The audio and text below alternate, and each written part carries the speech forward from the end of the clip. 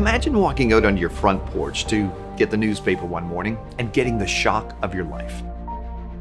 After looking over at your neighbor, Sam, who's sitting and reading his own copy over a cup of coffee, you notice a robot carrying a package down the street.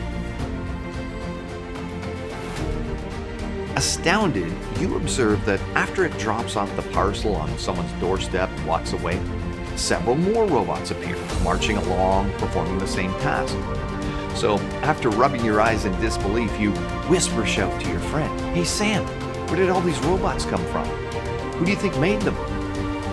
To which he glances at you over the top of his glasses with a slightly bored look and says, "Well, I don't think anyone made them. I think they made themselves."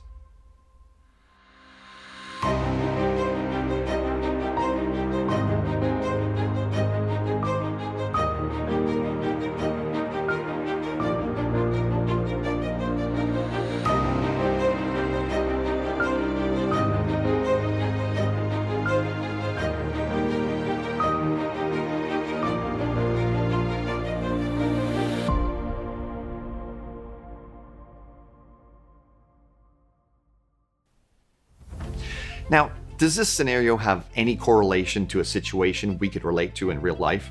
Well, yes it does. Our neighbor Sam is analogous to the materialistic worldview being taught today through the state-run education and media platforms throughout the West. The story of evolution, presented as science and fact. This materialistic ideology explains everything through a naturalistic lens, no matter how intricate, complex, or marvelously engineered something appears to be. The foregone conclusion, always trotted out, is that whatever is being discussed was somehow produced by nature, with no appeal to design allowed, i.e., everything makes itself. Now, the robots referred to in our story are represented by the incredible motor protein kinesin that's found inside the cells of all living things. And as amazing as it sounds, they're very much like tiny biological robots walking around inside all your cells at this very moment. And most of you likely never even knew that was happening before now. To understand the world in which kinesin operate, imagine the scenario depicted in Isaac Asimov's classic 1966 sci-fi film, Fantastic Voyage. In it, a group of scientists were shrunk in a submarine and injected inside someone's body to perform microsurgery on him before reverting to normal size. Now, of course, we haven't been able to shrink ourselves yet, but advances in biochemistry have allowed us to take many fantastic voyages inside cells through the use of electron microscopes. And what we've discovered through them is truly fantastic. Electron microscopy is a technique for obtaining high-resolution images of biological specimens by using a beam of accelerated electrons as a source of illumination. And what's discovered inside the simplest of living things is astounding indeed.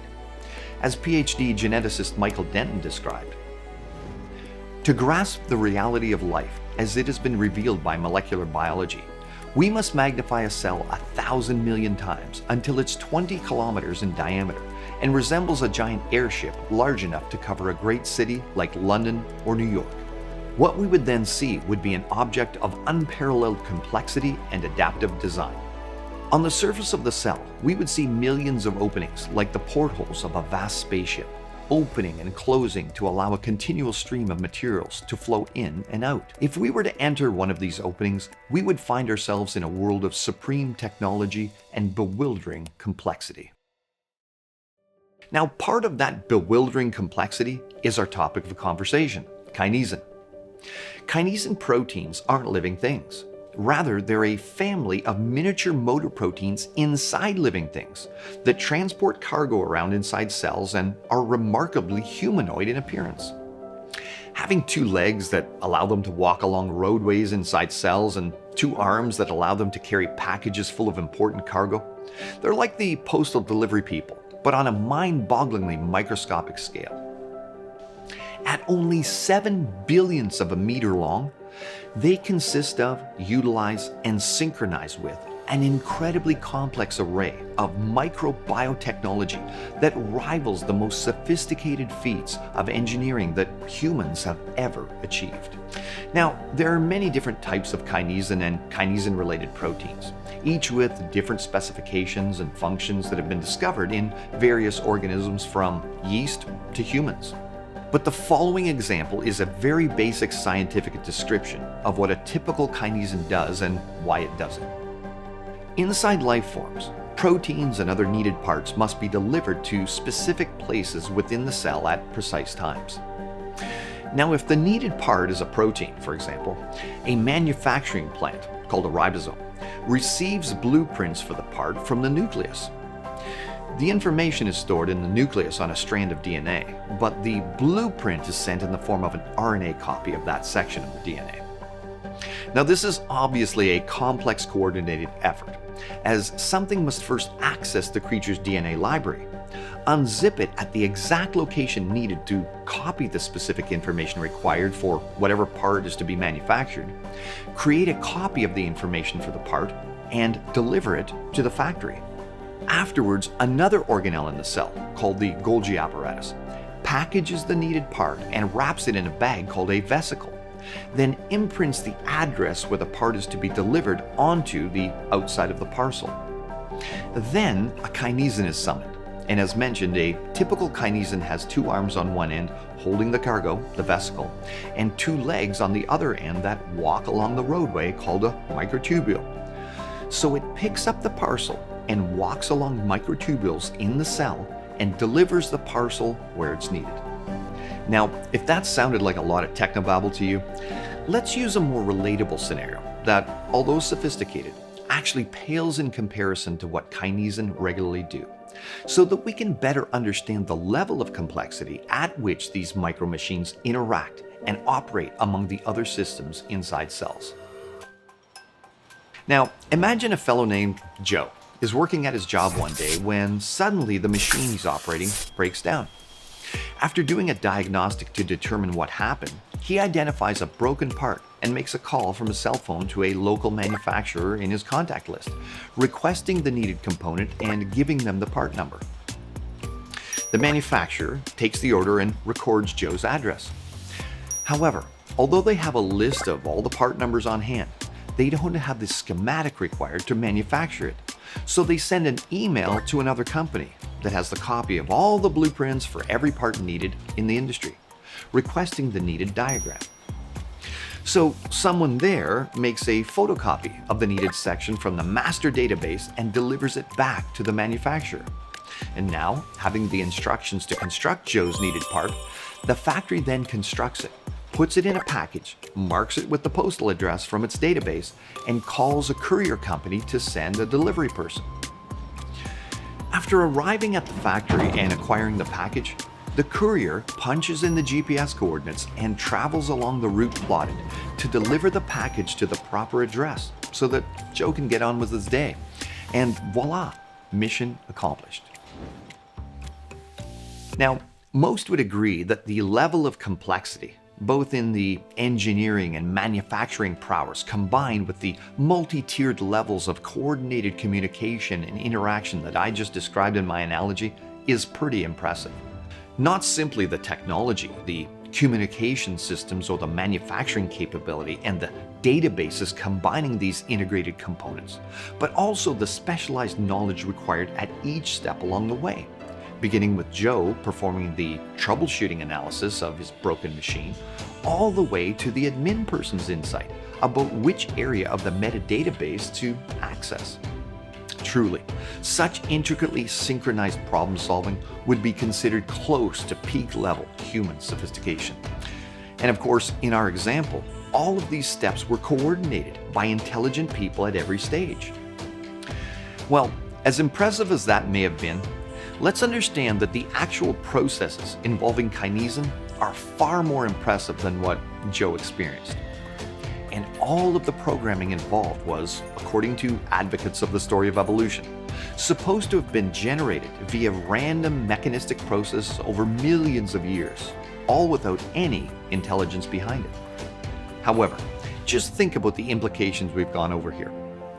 The fact that cells are somehow able to know when and where a specific part is needed inside of themselves requires an incredibly sophisticated diagnostic system. It also requires a database of all of the parts that may be stored and the ability to access them at the appropriate times when the correct, specific communication is activated through the system. That communication then must trigger the access of a blueprint for the needed part and the assembly and packaging of it, along with the recording of some type of address for the kinesin to access and utilize in order to travel to the correct destination. Just as an address is useless to us without some sort of map or GPS system of the location. However, the more we discover, the more mind-blowing it gets. Just the kinesin proteins themselves function with incredible efficiency. A kinesin's motor produces nearly 15 times more power than most man-made engines and is nearly twice as efficient as a gasoline engine. In addition, kinesin are extremely fast, moving at a rate of 100 steps per second. And if we were to somehow scale up a kinesin to my height, it would move approximately 600 meters per second, over 2,000 kilometers per hour. As Stephen M. Block from the Department of Molecular Biology at Princeton University said, scaled up to our own dimensions, a motor with corresponding properties would travel at similar speeds and produce as much horsepower per unit weight as the jet engines of the thrust supersonic car, which recently broke the sound barrier. Incredibly, kinesin also have what would be considered a bypass mode ability that allows them to navigate around obstructions that they might encounter while delivering packages.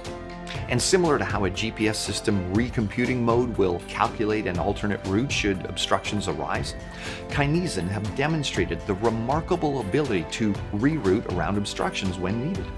Of course, this not only demonstrates programming of the kind that computer science describes as conditional statements, illustrated by an if-then-else construct common to most programming languages, i.e., if an obstruction, then reroute. It also means that they can somehow determine alternate routes through some type of program operating in the background that can provide the most efficient path available. And no one yet knows what exactly that program is or how it works. Kinesin proteins also coordinate their efforts should the task at hand be too much for just one of them to complete. Like runners in a relay race, kinesin sometimes hand off their cargo to a fresh worker after bringing it a certain distance. And if the cargo to be transported isn't just a one-man job, so to speak, multiple kinesin will join and pull the load together. And however mundane a simple delivery service may seem, research has shown that kinesin do far more than so-called grunt work. Among their most important functions are the support of cell division and transporting neurotransmitters needed for neurons to communicate with one another. Some kinesin dismantle microtubules, and since controlling microtubule length is vitally important during cell division, as it can cause chromosomal instability, which is linked to human cancer, their work is very important indeed. As one researcher said, if kinesin were to fail altogether, you wouldn't even make it to the embryo stage because your cells wouldn't survive. It's that important. And kinesin are powered by the universal energy compound known as ATP, which is produced by another engineering marvel inside all living things, ATP synthase, the molecular motor. Every molecule of ATP absorbed by kinesin allows it to take a step. And without the ATP synthase motors, there'd be no way for the kinesin robot to function, which adds yet another extraordinary level of complexity to the processes involved. Cells are also extremely efficient, and this is remarkably illustrated by how kinesin have a hibernation feature and enters an auto-inhibited state when not in use. Similar to how modern computers shut down after a period of inactivity, kinesin fold over and enter into a sleep mode when cargo isn't attached to prevent ATP from being wasted. When needed, they reactivate somehow and carry on with whatever new task they've been assigned. There's also good evidence that they're either dismantled and recycled or transported in groups back to the center of the cell by large transport units, much like how buses, streetcars, or subway trains shuttle groups of people around in cities when they're done with their tasks. Now let's just be honest. If any scientist were somehow able to design such incredible microtechnology, they would likely receive the highest possible accolades and be the recipient of the most prestigious awards available from the scientific community. But of course, no scientist has even come close. And yet scientists have minds. Nature doesn't. So unless nature could display the capability to construct such marvels, would it not be more logical to invoke our Creator as the source of these? But in a culture with an education system committed to naturalism, God is never given the glory for such marvelous creations. It's the story of evolution that supposedly explains such nanotechnology. It is impressive how nature manages to combine all of these functions in one molecule. In this respect, it is still far superior to all the efforts of modern nanotechnology and serves as a great example to us all. Of course, naturalists typically appeal to the concept of deep time to explain away such marvelous constructs. The materialist's mantra is simple to complex over millions of years, repeated ad nauseum. This is their typical modus operandi for explaining away the incredible complexity continuously being revealed by modern scientific techniques, by declaring that all things, no matter how miraculous they might seem, are possible with enough time. Naturalists brandish the wand of deep time with impunity, waving away all criticisms of the story of evolution that appeal to examples of design. Now, this is a terrible argument, of course. In our experience, even with intelligent input and upkeep, things get worse over time, not better. However, the problem for them in this case is that the more they research, the more they run out of time. Why? Well, originally, kinesin were thought to be only in the cells of organisms with a nucleus, eukaryote cells. But evolutionists' best guesses of when first life, consisting of so-called simple prokaryote cells, appeared on Earth is around 3.8 to 4.3 billion years ago. As evolutionists believed that eukaryote cells evolved well over 2 billion years ago, that meant such incredibly sophisticated constructs as kinesin appeared in life very early on indeed, in less than or just over half of the supposed time life was on Earth. How could such marvels appear so quickly after evolution supposedly began? And if trying to explain that type of sophistication in such a short time wasn't enough of a headache, researchers now propose that types of kinesin must have appeared prior to eukaryotes, in what researchers call the last common eukaryotic ancestor, the LCEA, which means they must have come into existence even earlier on in the deep time framework. As one researcher put it, a large proportion of the extant diversity of the kinesin superfamily was already established before the radiation of eukaryotes from the last known eukaryote ancestor. And now new research has revealed a kinesin type within bacteria, which, according to the story of evolution, evolved 3.5 billion years ago. A eubacterial homologue of a kinesin light chain gene has been isolated and characterized from the cyanobacterium Plectonema boreanum. But that would mean complex features like kinesin were here from at least very near the beginning of life, according to their imagined evolutionary timescale. Again, this is biotechnology far superior to anything the most intelligent scientific minds on the planet have ever produced, which is likely why evolutionists have suggested, without any observable evidence, that perhaps these bacteria were simply given this genetic software package at a much later date via lateral gene transfer after it had evolved elsewhere. Bible believers can be confident in the fact that kinesin were truly here from the beginning, as the Word of God says. For in 6 days the Lord made the heaven and earth, the sea, and all that is in them, and rested on the seventh day. Exodus 20, verse 11. Which of course would include kinesin. The commonly taught evolutionary story that simple life evolved into more complex forms is simply false. True science is based on observation. And what we've observed is that there's no such thing as a simple life form, because even the simplest creatures that we've seen aren't simple at all. What we have observed is life forms that range from mind-blowingly complex to a level of sophistication that's virtually inconceivable in terms of brilliant design and functional ability. Should evolutionists believe that in the past there were simpler life forms that existed other than what we observe today, which are not simple in any true sense of the word? They believe that on faith, not facts.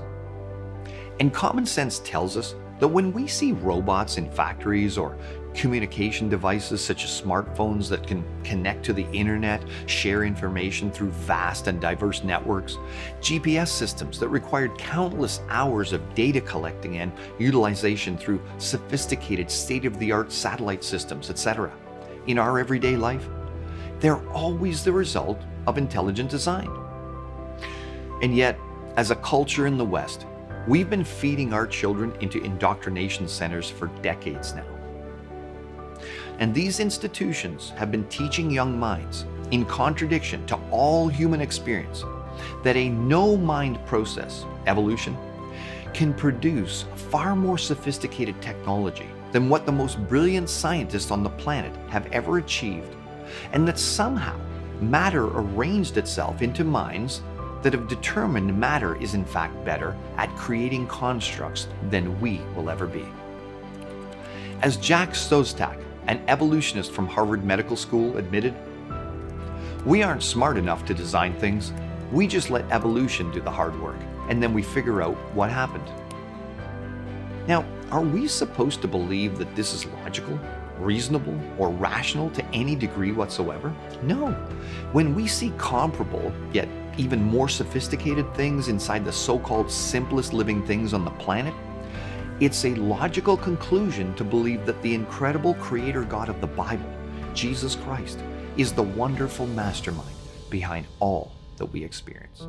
Christians, don't ever let anyone tell you that your faith is irrational, illogical, or not scientifically supported. Non-Christians, take an honest look at the evidence from science and Scripture. The story of evolution is simply not scientifically tenable whatsoever according to what we observe in nature. Even in something like that quirky kinesin crawling around inside of you right now. The fact is, what we see in God's world is what we see in His Word. For His invisible attributes, namely His eternal power and divine nature, have been clearly perceived ever since the creation of the world in the things that have been made, so that they are without excuse. Romans 1, verse 20.